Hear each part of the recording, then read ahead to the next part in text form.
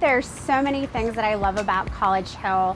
One of my favorite things though is just walking around the neighborhood and really enjoying the different architecture. What I love about College Hill is how it's community based. I like the people here. The genuine, diverse community. 58 years ago, I think I was 20 years younger than anybody else on the street. Now I'm probably 20 years older than anybody else, but people have just been friendly all over the community. Seth, you look like you just got back from the Hollywood Drive-In movie theater. Is it that obvious? No, Seth, not at all. You know what I love about the Hollywood Drive-In, Seth? Besides the great films we show and the incredible community support it has? Of course, besides all of that. Tell me. Growing up, I used to go to the Hollywood, and I remember it being a place of magic. I thought my kids would be too old for that experience by the time it was restored to whatever comes next. But now for them, the Hollywood Drive-In Theater has that magic. That's pretty incredible, Jake. Do you want to take that trip a little further down memory lane? I mean, I didn't bring any tissues for that, Seth, but let's do it.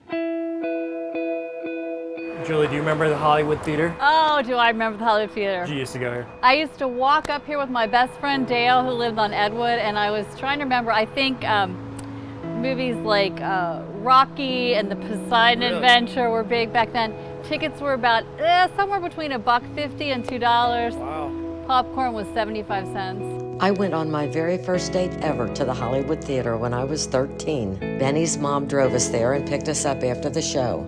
It was a matinee, of course, but before she picked us up, we'd had Coke sitting at the counter in the drugstore across the street. So I was heartbroken when the Hollywood Theater closed, taking a milestone of my life along with it.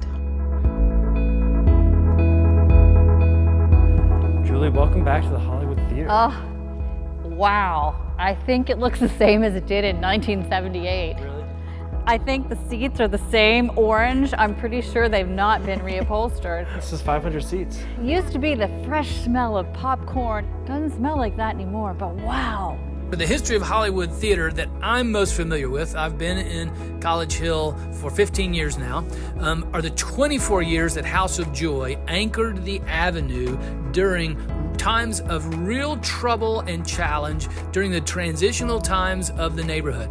Bishop Todd O'Neill and the House of Joy purchased, 5 or 6 of the buildings that up and down the avenue in order to keep them from becoming either abandoned or used for illicit business. There were 2 businesses at times that were trying to move in, and the House of Joy purchased those buildings so that they would not be used for illegal purposes, and the House of Joy stayed to be a force for good. Without them, we never would have the avenue that we have today. I mean, the potential of this building, I think, is incredible. I mean, I don't know if it's going to be a theater. I think that it's open-ended. I mean, it could be a lot of We need to build up around it. When we build up around it, the vision for what it will become will be there. I mean, and that's the beauty of the Hollywood Drive-In Theater. It brings back to life the theater in its own unique way, which opens up this building to become something that we may not even have the idea yet. Last year, our company worked with Chirk to come up with creative solutions for the theater and think through how it could be reused. What we learned, and which is obvious to everyone in College Hill, that this is the most important building in the neighborhood. And so one of the first reactions we had to that was that let's not rush it. It shouldn't be the first thing that gets redeveloped in that part of the business district, but probably the last thing. When it gets redeveloped, it needs to be a manifestation of numerous things. Using the building to tell a story about the diverse culture of the neighborhood and the history of the neighborhood that is representative of that diversity. What feelings, Julie, did you have growing up coming here that you hope that the future generations have in this building and with whatever this building becomes? I think like a special occasion feeling. This theater has been a part of me my whole life. From the time I was 4 or 5 years old when I saw Sleeping Beauty and Bambi here with my parents, clear through college. And it was very important at every age of my life. And I'm very excited to see it come back to life, see what it becomes. Hooray for Hollywood. The future of the Hollywood Theater building is far from certain. But what is certain is that whatever it becomes, the building will always hold a special place in people's hearts. Whether it's a theater, a church, a drive-in, or whatever it is next, the Hollywood Theater building has always been the heartbeat of our business district for generations. And as we continue to work in the coming years, we endeavor to ensure the building remains the heartbeat for generations to come. Which is why we're always looking for new ideas for what it could be, or what it should be. No idea is too big.